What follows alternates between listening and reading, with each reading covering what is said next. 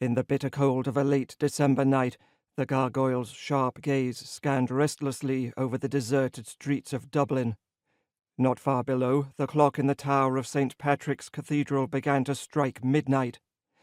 The sound of the bell reverberated on a breeze brittle with the promise of snow, skittering among the city's chimneys and across frost-kissed slate roofs. Very soon, the rhythm was picked up by other clocks elsewhere in the sleeping city. Reveling in the music that sang freedom, the gargoyle stretched bat-like wings and gave a snort of satisfaction. From his lofty vantage point behind the tower's stepped Irish battlements, invisible from street level, he had guarded this part of the city for centuries. Only once each month, when the moon was dark, did he customarily descend from his wind-swept eyrie to prowl among the shadows. The clock in the bell tower finished striking midnight, and the gargoyle flexed his wings again, breathed a deep gargoyle breath, and exhaled. As he did so, dense shadows sighed from the stone-carved jaws, darkling manifestation of a gargoyle's true essence, and he plummeted toward the pavement below, only slowing with an abrupt whoosh of suddenly extended wings as he touched down gently, instead of splatting on the pavement.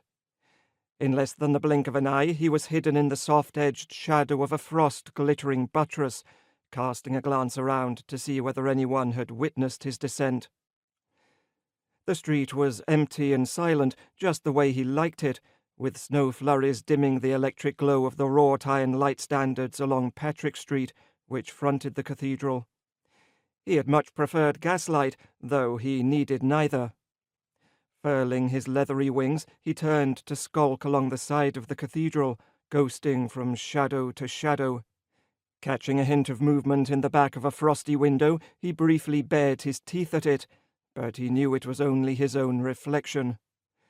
The old churchyard and adjoining park afforded far less cover than the looming bulk of the cathedral, but they were also deserted at this midnight hour.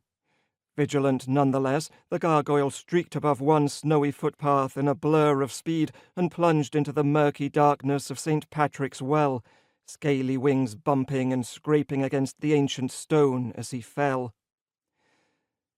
The chamber in which he landed was redolent of pigeon droppings and the foul, dank smell of stagnant water, littered with rubble and the refuse generated by humans, empty soda cans and cider bottles and paper trash. Ignoring this evidence of mortal sloth, the gargoyle squeezed through a series of drains and ancient culverts to emerge in the system of medieval tunnels that still connected St. Patrick's with Christ Church Cathedral, Dublin Castle, and St. Michan's Church on the other side of the Liffey.